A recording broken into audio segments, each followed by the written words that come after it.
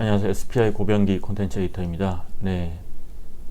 이번 시간에는 이제 ESG 관련 이슈예요. ESG가 리츠 시장에 미치는 영향인데, 구체적으로 영국 환경 규제에 따른 오피스 시장의 현황과 기회 요인, 이런 점을 좀 살펴보도록 할 거고요. ES 자산운용 대체증권 투자파트의 박준우 팀장님 나오셨습니다. 안녕하세요. 네, 안녕하세요. 네. 네, 박 팀장님은 이제 대체증권 투자파트에서 영국 전문가로 영국에서 유학을 하셨기 때문에 네. 그 ESG 관련해서는 저희가 많이 다루는데 사실 이제 한국은 아직 피부로 많이 안 와닿고 있지만, 그렇죠. 그리고 또 최근에 특히나 미국에서 보면 역풍도 불고 있어요. 보니까 많이 나온 뉴스가 텍사스주, 플로리다주 같은 어떤 공화당 성향이 짙은 주에서는 오히려 ESG를 강조하는 운용사를 막 퇴출시키고 있더라고요. 대표적인 운용사 블랙록인데, 블랙록은 이제 안 써, 이런 얘기도 하는데, 유럽은 분위기 확실히 다르죠. 유럽은 좀 다르고요. 사실 이게 이런 것들이 굉장히 선진화되어 있는 곳에서는 이런 것들을 오히려 공격적으로 본인들의 이제 파워로 사용할 수가 있는데, 아직 준비가 안 된 곳에서는 굉장히 불리한 거죠. 맞아요. 사실 미국에서도 에너지 관련해서는 이런 것들은 유럽 대비해서 아직까지는 준비가 덜 되어 있기 때문에 국가 정책적으로도 유럽만큼은 이렇게 따라갈 수는 없을 것 같아요.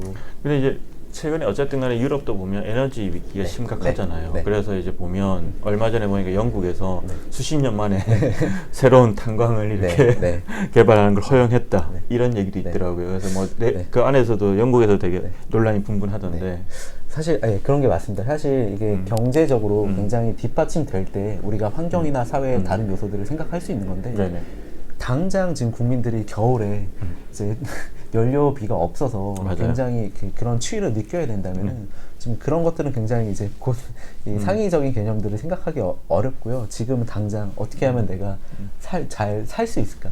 살아가는 생존의 문제이기 때문에 이런 ESG적인 것들도 만약에 경제가 계속 어려워진다면은 정책들도 전면 수정될 수밖에 없다고 생각은 하고 있습니다. 네, 그렇죠. 독일이나 이런 데도 보면 이제 기존에 이제 좀 중단했던 그런 에너지원을 다시 활용하는 걸 보면 분명히 이제 속도 조절은 있을 거라 보지만, 그럼에도 불구하고 유럽이 이 부분에 대해 앞서 있잖아요. 실제로 최근에 이제 이 리츠뿐만 아니라 3호로 했던 기관 투자자들한테도 많이 듣는 얘기가 이제 운용사에서 추가 캐펙스 투자에 대해서 캐피탈 콜을 요청한다는 얘기를 많이 들어요. 대부분의 이유는 이제 ESG 때문인데, 근데 아직 좀 헷갈리는 것 같아요. 그래서 정말로 우리가 그 돈을 투입하면 얼마만큼 효과가 있는지에 대해서 헷갈리는 것 같은데, 어느 정도까지 와 있어요, 유럽의 이제 ESG 이런 주죠? 사실 저는 이제 기고를 쓰면서 그러니까 ESG 세 가지 요소잖아요. 환경, 사회, 지배구조. 요 세 가지를 통틀는 개념은 말씀하신 것처럼 아직까지는 굉장히 주관적이고, 이게 ESG 점수가 그럼 누가 봐도 절대적으로 높은 회사들이 있느냐라기보다는 이쪽에서 보면은 굉장히 높은 점수를 받는데, 또 다른 쪽에서 평가하면은 평가 기준이 다 달라서 굉장히 이런 것들이 상충되는 경우가 많아서, 저는 ESG는 아직까지는 좀 모호한 개념이 맞다, 좀 개인적으로 그렇게 생각하고, 다만 환경은 친환경적이다 아니다가 굉장히 좀 분명하기 때문에 이런 면에서 좀 구별해서 봐야 된다. 그리고 영국에서는 ESG라는 게 그 환경적인 측면에서는 굉장히 뚜렷한 정책을 내놓고 있다. 그런 면에서 좀 환경적인 쪽에 조금 더 주목을 했고요. 말씀드리면은 영국에서는 EPC 등급이라고 해서 에너지 퍼포먼스 서티피케이트, 에너지 효율성 등급이라는 것들이 있어요. 이게 모든 상업용 부동산에서 이런 것들을 등급을 다 받아야 되고요. 이게 최저 기준을 못 맞추면은 임대 자체가 불법입니다. 근데 이게 올해 이제 2023년도부터 그 EPC 등급이 A부터 이제 F까지 7개 등급을 나뉘는데 2023년부터는 최저 등급이 E로 맞춰야 되고요. 2027년도부터는 이제 최저 등급이 C로 올라가고 2030년이 되면 이제 최저 등급이 B로 올라갑니다. 그래서 아주 명확하게 시기 그리고 최저 기준까지 영국에서 굉장히 이제 규제가 이제 명확하게 이제 시행되고 있다. 이게 이제 그 보여주신 차트를 보니까 사실은 이제 그 기준을 부합하는 오피스보다 부합하지 않는 오피스가 훨씬 더 많네요. 영국 전체로 보면은 이제 C 등급 이하가 뭐 거의 90% 가깝습니다. 87% 정도 돼서. 그래서 대부분은 이제 현재로서는 C 등급을 맞추고 있는데, 이게 최저 등급이 이제 최저 등급 C 이상으로 올라가게 되면은 이제 대부분이 다 이거 등급을 바꾸기 위해서 개선 공사를 해야 된다는 거죠. 근데 이제 제가 이제 미국이나 이렇게 출장을 가서 이제 오피스를 보면 이제 그런 이제 ESG 이슈가 있을 만한 뭐 화석연료를 태우는 이런 오피스를 보면 웬만한 캐펙스 투자로는 불가능해 보인다는 생각도 들었고 쉽지 않아 보이더라고요. 그게 좀 종류별로 다를 것 같아요. 보통 이렇게 환경 등급을 그럼 EPC 등급을 어떻게 올릴 수 있냐라고 봤을 때 에너지가 이 건물에서 어떻게 효율적으로 사용할 수 있냐면 쉽게 보면은 정말 창문을 이제 단일창에서 뭐 이중창으로 바꿀 수도 있고요.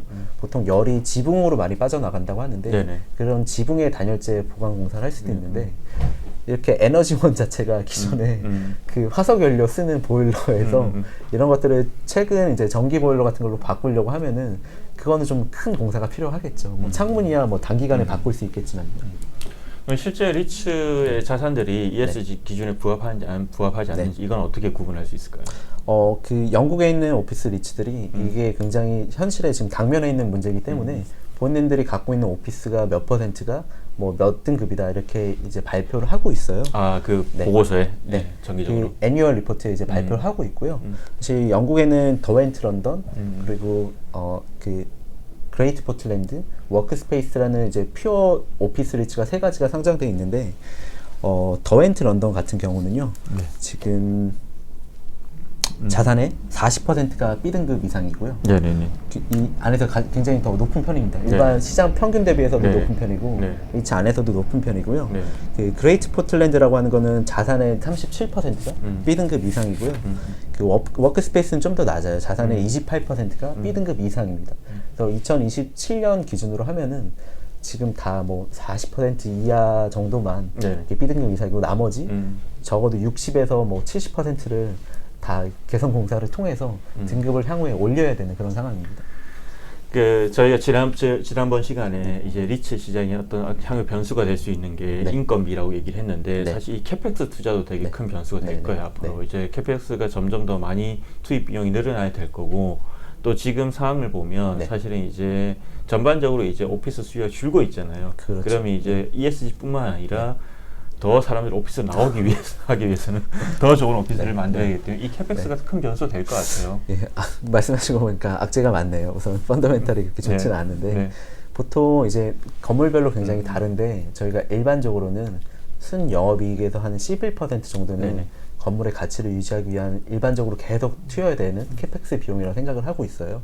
근데 이제 이런 환경 규제를 맞추기 위해서 한 3%포인트 정도는 더 올라갈 거다. 보통 저희가 그걸 그린 캐펙스 비용이라고 얘기하는데 그래서 리츠 입장에서는 그거 비용이 자꾸 늘어나는 거죠. 그러면은 비용이 늘어난다는 것은 나의 이익은 낮아지는 거고 투자자 입장에서는 투자 수익률 자체가 더 낮아지는 요인이라서 그런 것들은 좀 부정적인 요인이다 이렇게 볼 수 있을 것 같아요.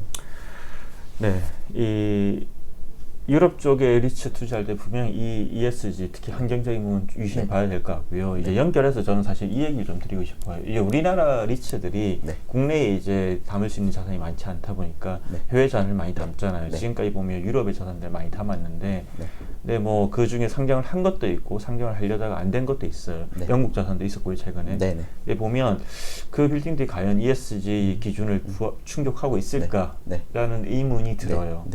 분명히 그 부분 이제 그 리츠를 가져오는 운용사도 그러니까 그 자산을 가져오는 운용사도 신경 써야 되고 그런 리츠가 나왔을 때 투자자들도 유심히 봐야 될 것 같아요.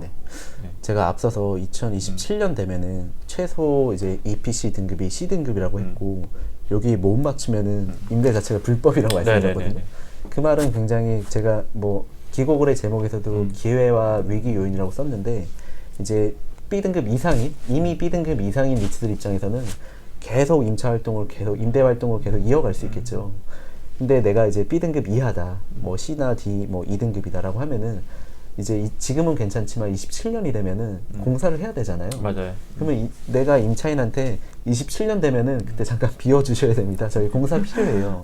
이런 기간이니까 굉장히 리스크가 있겠죠. 그리고 임차인을 구함에 있어서도 한계가 있는 거죠. 우리는 이제 이 기간이 다가올수록 우리는 27년 되면 공사가 필요한 오피스입니다 라고 하는 것 자체가 굉장히 약점이 될 수 있겠죠. 우량 임차인을 구하기 점점 힘들 테고요. 그래서 이제 최근에 이제 뭐 운용사에서 이제 런던에 위치한 오피스를 가져오다가 이제 상장이 안 됐는데 하려다가 사실 좀 걱정이 됐어요. 개인적으로는 이제 봐도 좀 오래된 오피스였던 것 같고 이제 ESG 이슈가 불거질 수 있겠다 이 생각을 했기 때문에 좀 더 신중하게 네. 해외 자산을 투자를 했으면 좋겠습니다. 네. 이게 단기간에는 사실 임차인도 잘 차 있고 임대료도 단기간에는 잘 들어오기 때문에 바로 티는 안 나겠지만은 결국 지금 내년도 되면 2023년이고 이제 4년 후면은 바로 저희가 이제 등급이 올라가는 바로 현실에 직면해 있거든요. 그러면은 그것들에 대해서 이제 시장에서는 어떻게 받아들일 것이냐, 실물 시장에서도 이것들을 뭐 만약에 매입한다, 매각한다고 할 때 그런 것들이 다 반영될 수밖에 없기 때문에 저희가 현재 나오는 임대 수익만을 가지고서 이제 이게 다 미래가 반영되어 있는 거냐 이렇게 생각하기 어려운 거죠. 최근에 이제 한국에서 이제 한국 상장 리츠들 관련해서 시장에 역행하는 리츠들에 대한 얘기가 많이 나왔었어요. 네.